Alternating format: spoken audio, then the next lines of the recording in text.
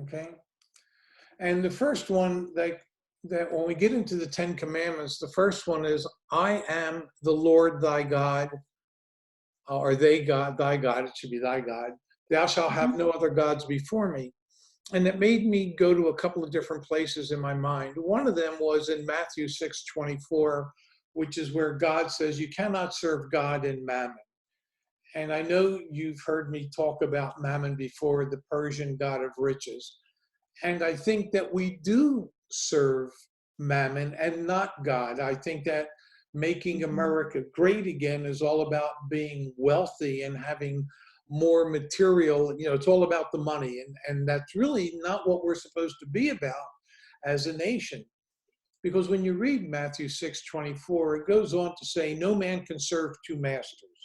For either he will hate the one and love the other, or else he will hold to the one and despise the other. So there's that question. And then the second thing that came up was the second commandment is, thou shalt not make unto thee any graven image or any likeness of anything that is in heaven above, that is in the earth beneath, or that is in the water under the earth. And where I went with that, and what not occurred to me, but what I questioned, was Jesus on a cross, which is kind of symbolism, statues of Buddha, which most people who follow Buddha are going to have that statue. I don't know enough about Islam and Muhammad, Allah being the God, and so, but I don't know if I guess they have drawings, pictures, and for them that may be the icon.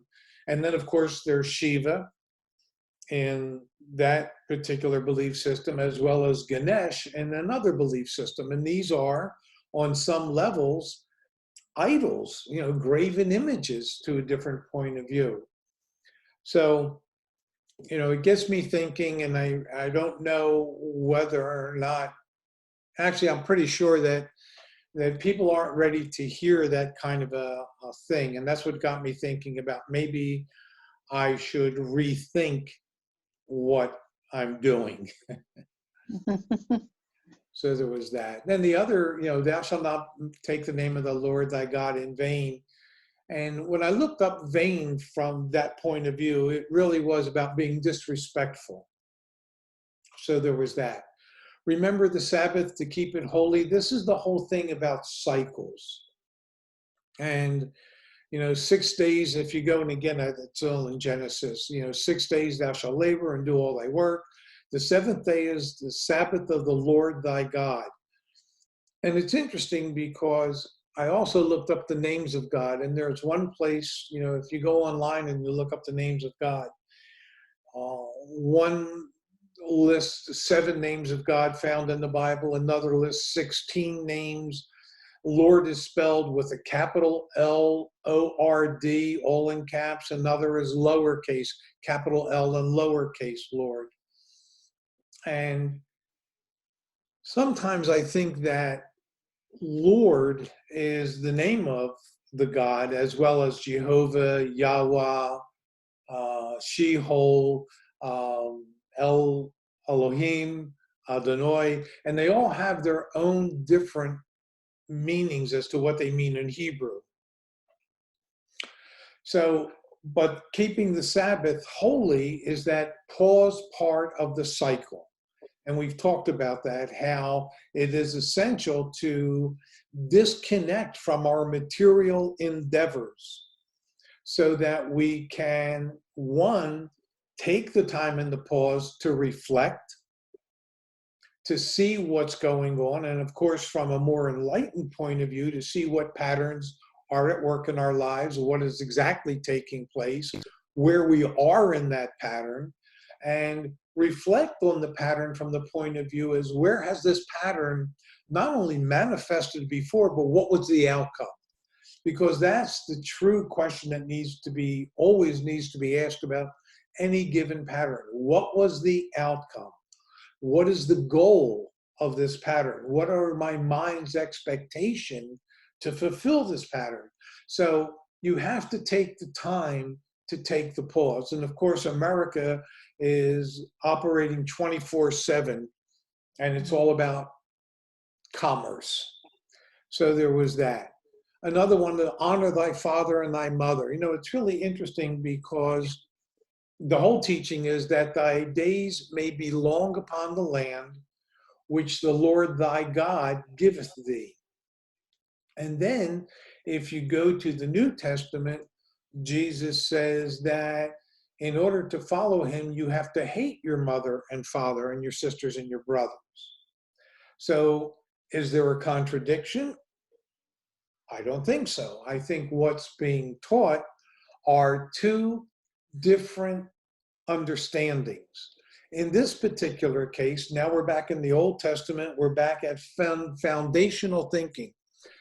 If you go and download Genesis, to me, that is the foundation. There's a lot of teachings in Genesis that give you the foundation of how reality works, about your mind, the beasts of the field that have to be identified, things of that nature. All the stories in the Bible take you from the atom level of consciousness to the land of milk and honey. And, you know, God says to Abraham, leave the land of your father, I'll take you to a new land. Well, the land of your father are the concepts in your subconscious mind. That's why he said to Adam, you need to name the beasts of the field so you have dominion over them. And, you know, the beasts are whatever the concepts are in your subconscious mind. So to honor thy father and thy mother upon the land which you've been given, the land is your body. So you have to honor your spirit and Mother Nature. You have to honor the material plane. You have to honor your material vehicle that carries your spirit around. And of course, people don't, which is why disease is running rampant. People are dying younger. You know, the grandparents are living longer, but they're burying their children and their grandchildren because they're getting sicker younger. We see this in the health food industry because we're not honoring, we're eating garbage. Food is laden with chemical pesticides, herbicides, fungicides, stabilizers, emulsifiers, colorings, flavorings, all kinds of toxic chemicals that are corrupting our bodies. And so our days are not long. The only people who are, you know, those who born long ago and eat a good, healthy diet and drink clean water and consume clean beverages and none of the garbage, you know, especially the diet sodas loaded with chemicals, we're not honoring our spirit or our body. So there's that. And what Jesus is saying when he says you have to hate your father, hate your mother, he's saying you've got to break free from the concepts that you're working with. These concepts are what you have to hate. You know, it goes back to the teaching where he was teaching in a temple, and they said, Rabbi, Master, your mother and brother are outside. Hey, I have no mother, I have no brother, but only those who do the will of the Father. Saying that those concepts no longer apply to me. I have, you know, symbolically, we cut the umbilical cord. Well, what that's supposed to mean is that the children do not follow in the footsteps of their parents. In fact, even going back to when the commandments were written, part of it was also that whole thing about the inequities of the father will be passed on to the children and the children's children unto 3 and 4 generations. Well, those are the concepts. You must not follow them. You really need to hate them in order to get free of them to become a more enlightened human being, which is what Jesus represents in terms of consciousness of growing into that divine love aspect of self. Thou shalt not kill.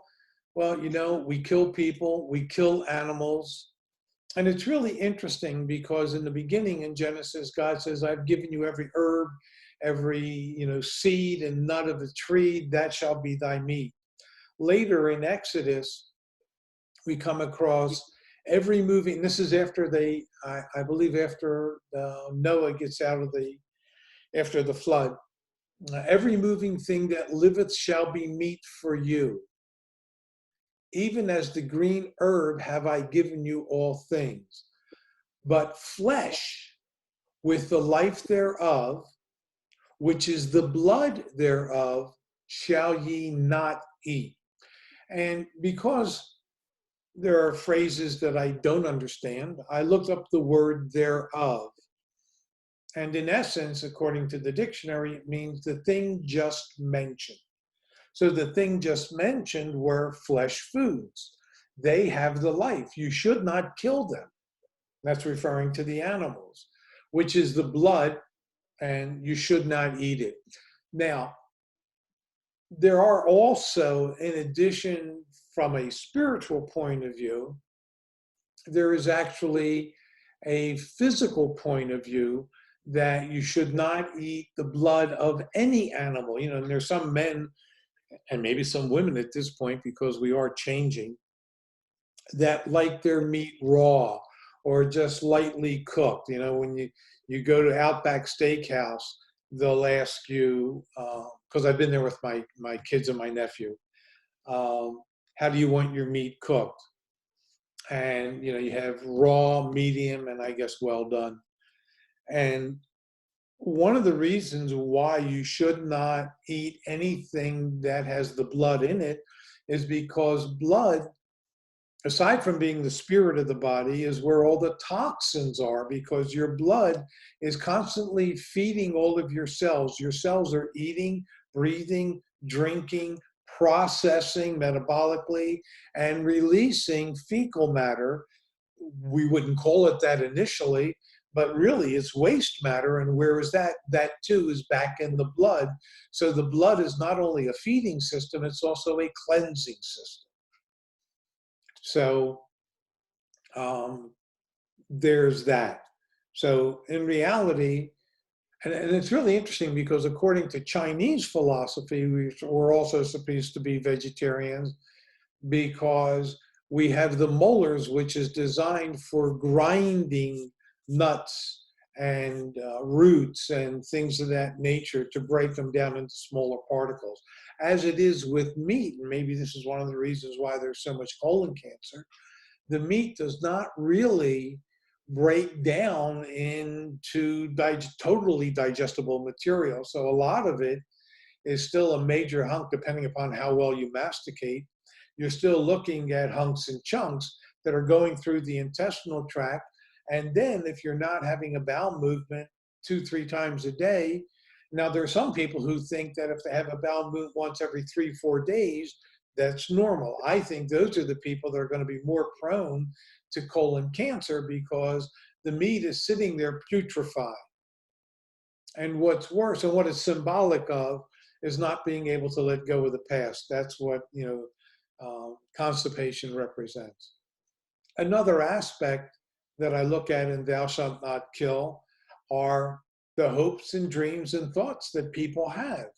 And sometimes parents do that. They shoot down a child's hopes, their aspirations, their dreams. Schools do it. They tell you, don't waste your time daydreaming. Stop fantasizing. Put your shoulder to the wheel. Well, that's absurd. It's because through the dreams and through those aspirations that, science fiction evolved, and the difference between reality and science fiction is time. Because so much that has come out of science fiction is now current reality.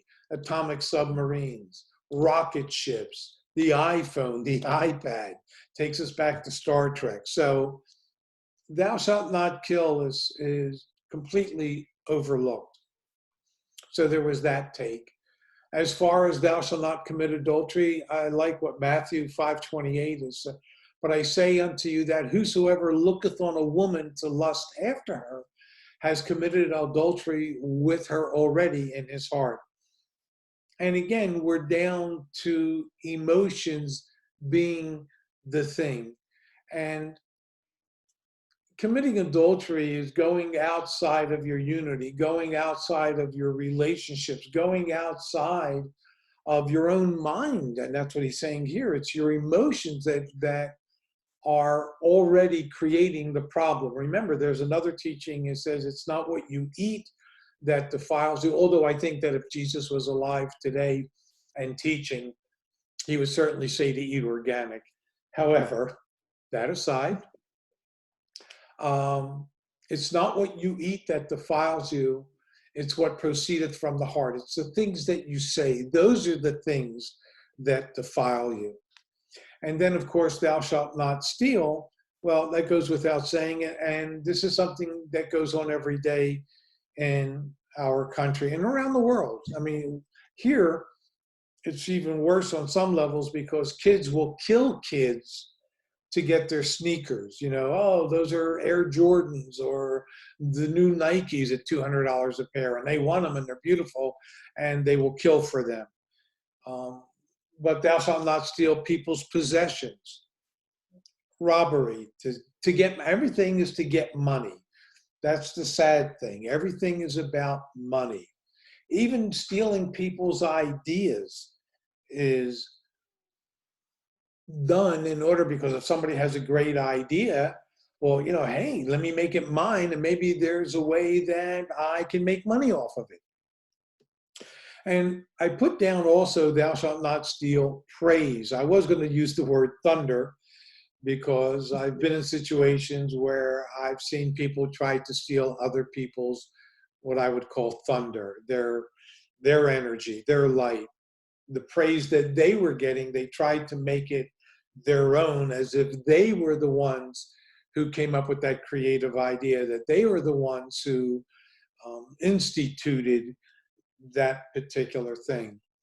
So thou shalt not steal has, again, just like thou shalt not kill, has multiple applications.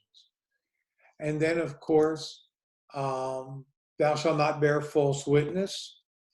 You know, here it says against thy neighbor, and yet, you know, you have police bearing false witness just to close a case, to build a career, to look good, to satisfy somebody else somewhere. These things are done, and we see this coming, you know, unfolded now in so many people with the DNA test, that they're able to see that the people were innocent. And we hear stories all the time of people spending 10, 20, 30 years of their life in jail unnecessarily because they, you know, somebody bore false witness against them, either the police themselves or somebody else. And then, of course, you know, thou shalt not covet thy neighbor's house, wife, manservant, any of that. And covet, obviously, yearn to possess. When you are yearning to have something that somebody else has, it's an energy that you're sending it that is unhealthy for multiple reasons. Number one, if you want to have something that your neighbor has, you know, the question comes up, what is a person willing to do? You know, it may be, you know, they may just sit and program or visualize harm coming to their neighbor because they want what they have. Maybe it's their wife, their manservant, their rat, ox, whatever the case may be. To yearn for something that is not yours is unhealthy. You need whatever it is that you want. You have the ability to get it, to achieve it, to acquire it, but you have to work for it. Yearning is not working. Yearning is kind of like stealing. And it's misdirected energy. It's not going into coming up with a creative way to accomplish the goal. It's kind of misdirection from a different point of view. And I guess that's as far as, those were the 10 commandments. That's as far as I got. As you can see, the page is blank. So anyway, those were my thoughts. And after this, then I was thinking about either doing the Beatitudes or going into the Gospel according to Thomas, which I think is a much more original document, biblical writings, because of the fact that they were written when Jesus was alive, not 70 years after his death. And even in the New Testament, at least it's honest enough. And I've had some people complain to me, well, you know, the New Testament's been doctored 63 times, different writers. And yes, I know that. And in spite of that, there's still fabulous guidance there, fabulous information. And the two key fundamental phrases or three that I constantly repeat, and they are the things that Jesus taught that man does not necessarily teach. The first being that the kingdom is within. The second being continue in my word and do my sayings. And of course, the sayings are the universal teachings. I don't believe that man teaches those things, because if he did, as a Christian nation, we would be much more open. We would be much more loving. We would take care of our own, and we don't. You know, we are in a very sad state of affairs where hate is the dominant energy versus two other things that Jesus taught, which was to love one another and, you know, love everybody as the apple of your eye, as your brother. And again, if somebody has a different color than white, you know, I heard some white supremacists say, you know, something about we want a white Christian America. Well, you know, it would be all white, but it certainly wouldn't be Christian. It would be a nation of hate and not a nation of love. Anyway, so those are some of my thoughts. And as you can see, I think I need to take a break and re-examine where I think we need to go from here in order to try to create the kind of society that will continue to further the light when so many people are distracted by their iPhone, their iPad, their desktop, the lies, the movies, the TV shows, everything but to look within to find the kingdom of God within. We are spiritual beings in a material body, and we need to wake up. We truly do. And we really need to begin to take care of each other and get involved, because only we can make the difference. Anyway, there it is. I think I've said enough. And we will talk again. And I will let everybody know when that